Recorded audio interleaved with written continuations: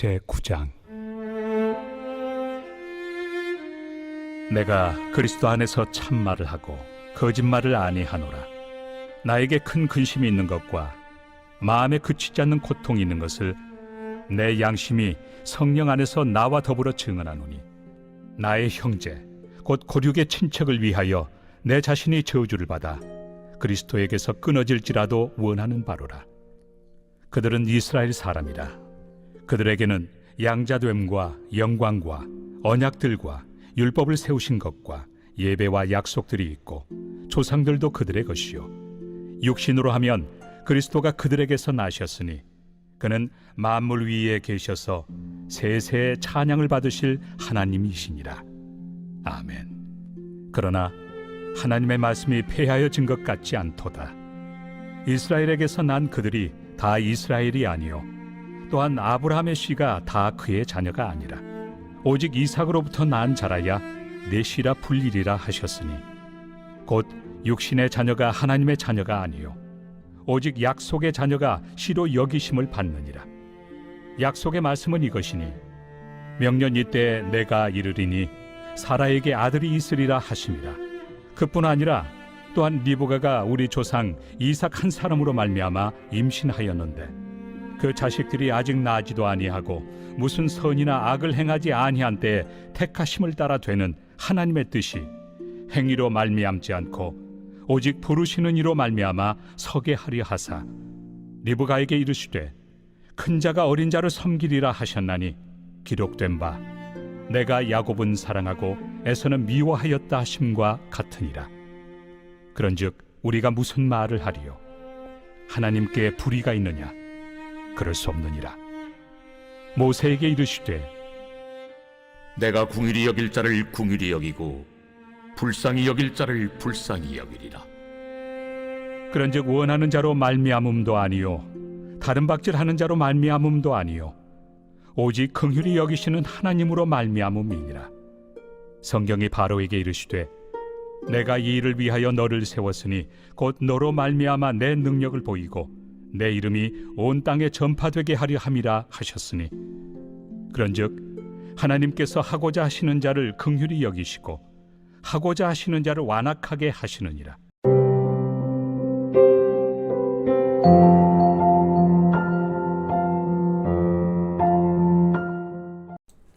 여러분 반갑습니다. 오늘도 큐티로 여는 기막힌 하루입니다. 본 말씀 로마서 9장 1절부터 18절의 말씀입니다.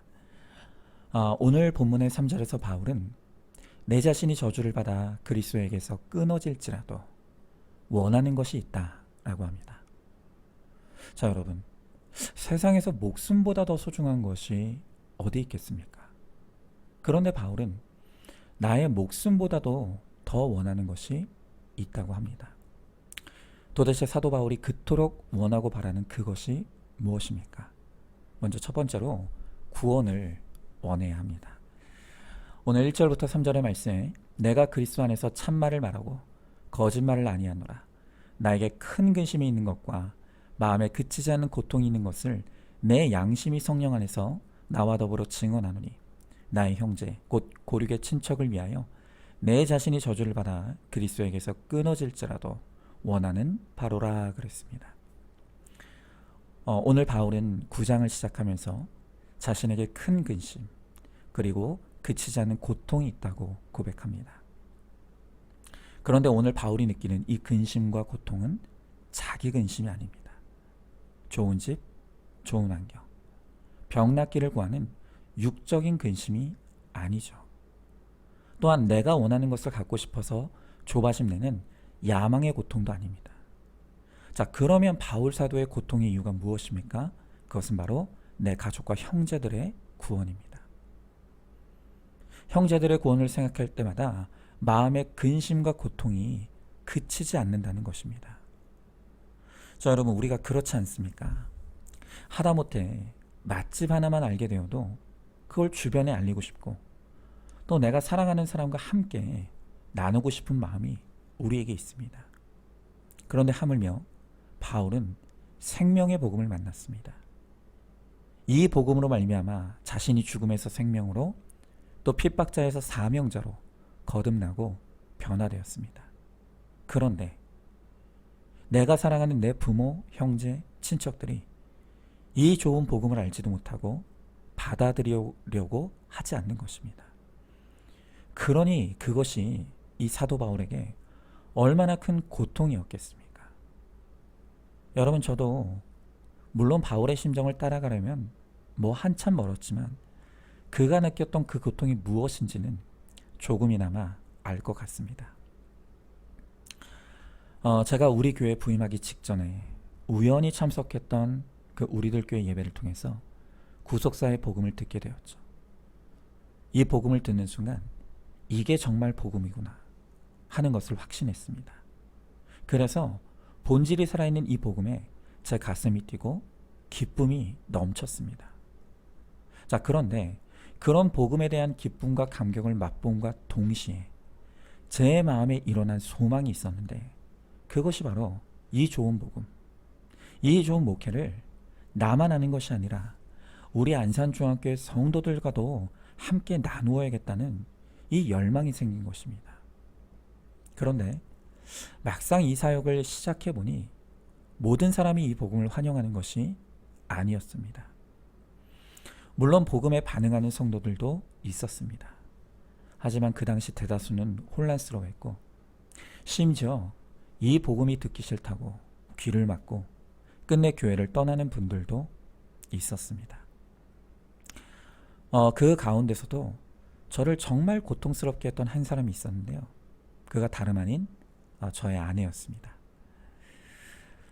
이제는 시간도 지났고 또 제 아내가 이 구속사의 최고의 동역자로 서 있기 때문에 이제는 말할 수 있다에 이 나눔이 가능한 것 같습니다. 이 큐티 목회 초창기에 제가 주일 예배 때 구속사로 설교하고 또 저의 죄 고백을 나누기 시작하면서 한동안은 주일 예배를 마치고 집에 오면 제 아내와의 갈등이 끊이질 않았습니다. 아직 구속사를 받아들이지 못했던 제 아내는 내 죄를 하나님께 고백하면 됐지, 왜 굳이 설교단에서 성도들 앞에서 해야 하나, 또 당신이 뭘 그렇게 잘못해서 자꾸 내 죄라고 하는가, 또 당신만 얘기하면 되지 왜 내 얘기까지 하느냐, 나는 기분이 너무 나쁘다, 이렇게 불평을 쏟아내면서 전혀 구속사를 이해하지 못했습니다. 여러분, 그런 아내를 바라보는 제 마음이 어땠겠습니까? 이게 진짜 복음인데, 여기에 생명이 있는데, 내가 누리는 이것을 내 아내도 함께 누려야 하는데, 그런데 현실은 제 아내 하나도 변화시키지 못하는 내가 과연 이 사역을 감당할 수 있을까?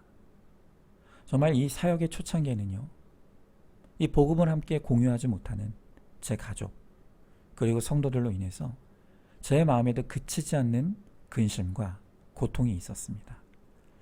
하지만 이제는 제 아내도 하나님의 은혜로 이 말씀이 들리게 되었고 또 회개가 일어나서 저의 최고의 동역자로 함께 사명을 잘 감당하고 있습니다.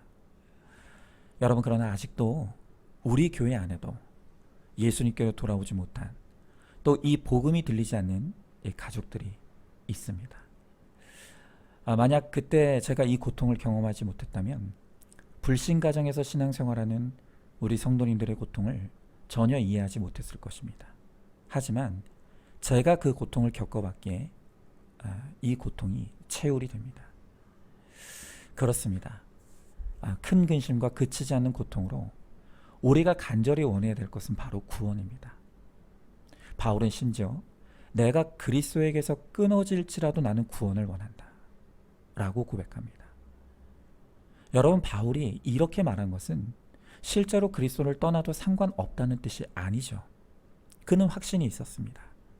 높음이나 깊음이나 다른 어떤 피조물이라도 우리를 우리 주 그리스도 예수 안에 있는 하나님의 사랑에서 끊을 수 없으리라는 이 확실한 믿음이 있었기 때문에 자신감으로 이런 고백을 할 수 있었던 것입니다. 여러분, 이러한 믿음의 확신으로 우리가 간절히 구해야 할 것은 성공과 만족이 아닙니다. 끊을 수 없는 그리스도의 사랑과 승리에 대한 확신은 바로 내 가족의 구원을 위해 주신 것입니다. 김양재 목사님은 생전에 남편의 구원을 놓고 기도할 때 그냥 기도한 것이 아니라 제 생명을 거두어 가셔서라도 남편을 구원해 달라고 그렇게 기도했다고 고백하셨습니다. 여러분, 우리에게도 이처럼 내 식구의 구원을 위해 저주를 받아 끊어질지라도 하는 간절함이 있어야 합니다. 그런데 우리의 현실은 어떻습니까? 우리는 입으로는 영적인 기도를 하고 내 자식 구원받아야지, 회개해야지 하지만 속으로는 땅의 근심과 고통에만 몰두해 있습니다. 입시에 떨어질까봐, 좋은 집안과 결혼하지 못할까봐, 또 병이 낫지 않을까봐 근심합니다. 그러면서 자녀들에게 괜찮아, 지금은 공부하고 나중에 좋은 대학 가고 취직 잘하면 그때 교회 나가, 그냥 잘 살다가 나중에 언젠가는 믿으면 되는 거야 라고 합니다. 여러분, 그러나 이것은 사랑이 아닙니다. 자기 목숨이라도 내놓고자 했던 바울처럼 급박하고 절박한 마음으로 구원을 구해야 합니다. 그것이 진정한 사랑이죠. 자, 한번 질문해 봅니다. 교회를 다녀도 구원받지 못한 가족을 보며 근심과 고통이 있습니까? 주일 예배 대신 학원으로 가는 자녀를 보며 은근히 안심하고 오히려 교회 일에 열심인 남편 때문에 근심하고 있지 않습니까? 해야 할 영적인 근심과 하지 말아야 될 육적 근심을 거꾸로 하고 있지는 않습니까? 자, 두 번째로 우리의 자녀들이 영적 후사가 되기를 간절히 원해야 합니다. 자, 오늘 본문의 7절부터 9절의 말씀에 또한 아브라함의 씨가 다 그의 자녀가 아니라 오직 이삭으로부터 난 자라야 내 씨라 불리리라 하였으니 곧 육신의 자녀가 하나님의 자녀가 아니요 오직 약속의 자녀가 씨로 여기심을 받았느니라. 약속의 말씀은 이것이니 명년 이때에 내가 이루리니 사라에게 아들이 있으리라 하심이라 그랬습니다. 자, 오늘 바울은 아브라함에 대한 이야기를 합니다. 이 아브라함에게 두 자녀가 있었죠. 하나는 육으로 낳은 아들인 이스마엘, 또 한 명은 하나님의 약속을 믿는 믿음으로 낳은 이삭입니다. 하나님께서 아브라함에게 반드시 내 몸에서 자녀를 주시겠다고 약속하셨습니다. 그런데 기다려도 자녀가 생기지 않는 것입니다. 그래서 인내가 바닥난 아브라함과 사라가 본부인이 아닌 하갈에게서 이스마엘을 낳았죠. 여러분, 이 첫 아들 이스마엘은 건강했습니다. 사냥도 잘했고요. 거기다 부모도 잘 섬기는 효자였습니다. 그러니 얼마나 그 아들이 이뻤겠습니까? 그러나 그 육의 아들 이스마엘은 끝내 믿음의 자녀로 서지 못합니다. 여러분, 오늘 성경은 육신의 자녀, 잘난 자녀라고 다 믿음의 후손이 되는 것이 아니라는 것을 가르쳐 줍니다. 오직 이삭으로부터 난 자라고 했는데 이 말의 뜻은 기다림으로 훈련 끝에 낳은 자라는 뜻입니다. 그러니까 약속의 자녀는 믿음의 기다림으로 훈련 끝에 낳는 자녀입니다. 하나님의 말씀으로 훈련된 자녀, 또 하나님과의 만남이 있는 자녀가 씨로 여기심을 받는 자인 것입니다. 여러분, 우리가 이 땅에서 부모 자녀로 관계 맺고 살아가는 것은 지극히 유한하고 짧은 이 땅에서의 시간뿐입니다. 내가 하나님의 자녀인데 내 아들, 딸이 하나님을 믿지 않는다면 천국과 지옥으로 갈려 영원히 만날 수 없는 남이 될 뿐입니다. 그러니까 구원받지 않은 자녀는 나하고는 상관이 없다는 것입니다. 여러분, 오늘 성경은 이삭이 아브라함의 씨라고 합니다. 왜냐하면 이삭은 비록 육적으로는 이스라엘보다 하나도 나을 것이 없는 병약하고 소심한 사람이었지만 아브라함의 믿음을 이어받은 영적 후사였기 때문입니다. 여러분, 오늘 본문에 뒤이어 나오는 이삭의 자녀 에서와 야곱도 똑같습니다. 육적으로 잘난 에서는 구원에서 탈락했지만 질투 많고 거짓말 잘했던 야곱은 믿음의 조상이 되었습니다. 여러분, 오늘 바울은 우리의 판단 기준은 오직 믿음이어야 한다고 분명하게 가르쳐주고 있는 것입니다. 우리는 우리의 기준과 판단이 아닌 오직 믿음의 가치관으로 내 자식을 객관화하고 그리고 믿음의 자녀만이 우리의 진정한 영적 후사라는 것을 깨달아야 합니다. 그리고 영적 후사로 내 자녀가 길러지기 위해서 내 열심이 중요한 게 아니라 하나님의 택하심과 전적인 은혜가 중요한 것이 말고 늘 내 자녀의 구원을 놓고 기도해야 합니다. 여러분, 자녀에게 돈 안 주는 부모가 악한 부모가 아니라 자녀의 구원을 위해 기도하지 않는 부모가 악한 부모인 것입니다. 한번 질문해 봅니다. 가족을 위해 간절히 기도하는 제목이 무엇입니까? 좋은 성적, 좋은 집, 좋은 직장을 달라고만 간절히 기도하는 것이 육신의 자녀로만 머물러 있게 해달라는 무책임한 기도라는 것을 알고 있습니까? 자, 마지막 세 번째로 차별 없이 사랑하기를 원해야 합니다. 자, 오늘 12절 13절의 말씀에 리브가에게 이르시되 큰 자가 어린 자를 섬기리라 하셨나니 기록된 바 내가 야곱은 사랑하고 에서는 미워하였다 하심과 같으니라 그랬습니다. 여러분, 언제나 복음은 모든 우리의 고정관념을 뒤집어 엎습니다. 이 당시 이스라엘은 장남 우선주의 사회입니다. 그런데 이런 사회에서 오늘 하나님은 큰 자가 어린 자를 섬기게 하신다고 합니다. 그러니까 주님의 부르심은 세상의 기준과 가치관과는 완전히 다르다는 것입니다. 그런데 우리는 하나님을 믿고 복음을 믿는다고 하면서도 여전히 내 욕심과 기대 때문에 자녀를 행위로 판단합니다. 공부 잘하는 자녀가 있으면 온 식구가 발소리도 조심하며 숭배합니다. 그러나 내 마음에 들지 않고 공부 못하고 속썩이는 자녀는 도대체 쟤는 누구 닮은 거야 하면서 무시하죠. 이렇게 우리에게는 내 자녀조차도 내 기준과 가치관으로 차별하는 악과 죄가 있습니다. 여러분, 생각해 보십시오. 나도 내 자식을 외모와 행위로 판단하는데 남들이라고 판단을 안 하겠습니까? 나도 내 자녀를 차별하는데 세상이 차별 안 하겠습니까? 내가 행위로 판단하는 만큼 남들도 나와 내 자녀를 행위로 판단하고 차별하게 되어 있는 것입니다. 여러분, 하나님께서 그러지 말라고 이삭의 자녀는 똑같은 시간 또 같은 엄마에게서 태어나게 하셨습니다.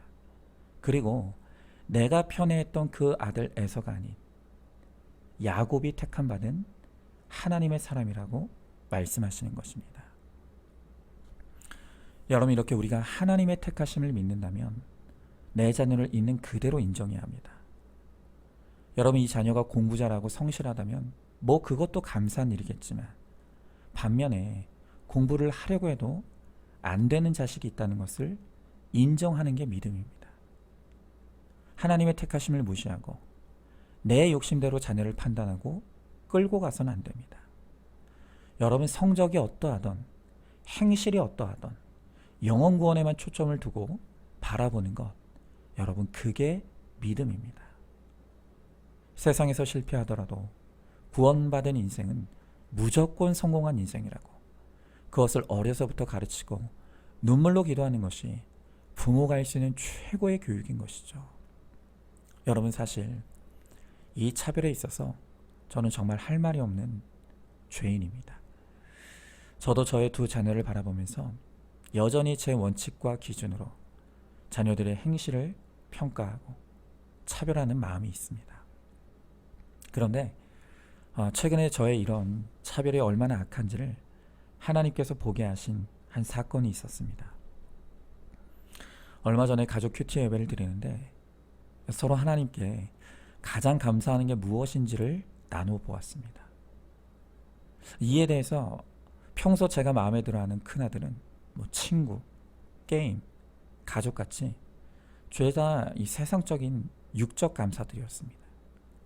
그런데 제 마음이 늘 모자라고 부족하게 여겨지는 둘째 아들이 이렇게 대답합니다. 예수님 믿는 가정에서 태어나서 구원받은 게 감사해요. 여러분, 제가 그 말을 듣는데 정말 깜짝 놀랐습니다. 제가 그 둘째 아이의 대답이 너무 놀라워서 정말 그게 가장 감사한 것이 맞느냐 물었더니 돌아오는 대답이 당연한 거 아니야, 아빠? 그렇게 말하는 것입니다. 제가 이 둘째의 고백을 들으며 정말 회개가 되었습니다. 여전히 제 기준을 들이대며 첫째가 낫다 하는 저에게 하나님은 둘째의 입을 통해 더 옳은 믿음의 고백을 듣게 하셨습니다. 그러면서 여전히 나의 옳고 그름이 왕노릇하여 행위로 자식을 차별하는 제가 바로 문제의 부모이고 악한 자라는 것을 주님은 깨닫게 하십니다. 여러분, 저도 오직 구원의 가치관으로 제 자녀들을 객관화해서 제게 허락하신 이 자녀들 하나도 잃어버리지 않고 영적 후사로 잘 길러내어 하나님께 드리기를 간절히 소망합니다. 에서처럼 뛰어나고 부모에게 잘해도 장자권을 팥죽 한 그릇에 팔아넘긴 것 같이 구원을 멸시하는 자녀는 실패한 가정교육이고 실패한 자녀입니다. 그러나 야곱처럼 약점이 많아도 구원받았다면 최고로 성공한 자녀라는 것을 우리가 알아야 합니다. 자, 한번 질문해 봅니다. 내가 사람을 가르치고 차별하는 기준과 옳고 그름이 무엇입니까? 자녀들도 내 기대와 욕심을 따라 판단하고 차별하고 있지는 않습니까? 오직 구원의 관점에서 자녀를 객관화하고 믿음의 영적 후사로 양육하여 하나님의 자녀가 되도록 힘쓰시기 바랍니다. 자, 오늘도 8월 5일 보석 상자입니다. 고난의 때에는 죽을 것 같지만 길이 있습니다. 예수님을 묵상하면서 위로를 받기 때문에 시냇가에 심은 나무처럼 승리할 수 있습니다. 아멘. 우리 함께 기도하겠습니다. 주님, 감사합니다. 오늘 사도 바울은 내가 예수 그리스도에게서 끊어질지라도 간절히 원하는 것이 있다고 고백합니다. 그것이 바로 구원입니다. 구원이 아니면 소망이 없고 구원이 없기에 그치지 않는 근심과 고통이 있었던 것이 오늘 사도 바울의 심정이었습니다. 그런데 우리는 어떻습니까? 여전히 이 세상 육적 근심과 고통에 매여 구원을 관심에 두지 않고 그저 그렇게 살아가고 있습니다. 또한 나의 옳고 그름과 기준에 치우쳐서 내 자녀들을 객관적으로 바라보지 못하고 이 자녀들을 구원으로 온전히 이끌지 못하는 무기력한 부모의 모습이 우리 가운데 있습니다. 주님, 우리를 불쌍히 여겨주시고 우리를 용서하여 주셔서 이제는 정말로 우리의 가치관이 구원에 있게 하시고 구원이 아니면 아무것도 아닌 것을, 구원받지 못하면 실패한 것임을 우리가 고백하고 확실히 믿음으로 고백함으로 이 구원을 위해 내가 살아가며 또 이 구원을 위해 자녀를 양육하며 또 구원을 위해 가정을 섬겨 나를 통해 내 가정에 주님이 찾아오시고 구원이 임하시는 하나님의 은혜가 임할 수 있도록 주여 도와주시옵소서. 믿사오며 사랑이 많으신 우리 예수님 이름 받들어 기도드리옵나이다. 아멘. 오늘도 큐티로 기막힌 하루를 살아내는 하늘가족 공동체 우리 모든 성도님 되시기를 주님의 이름으로 축복합니다.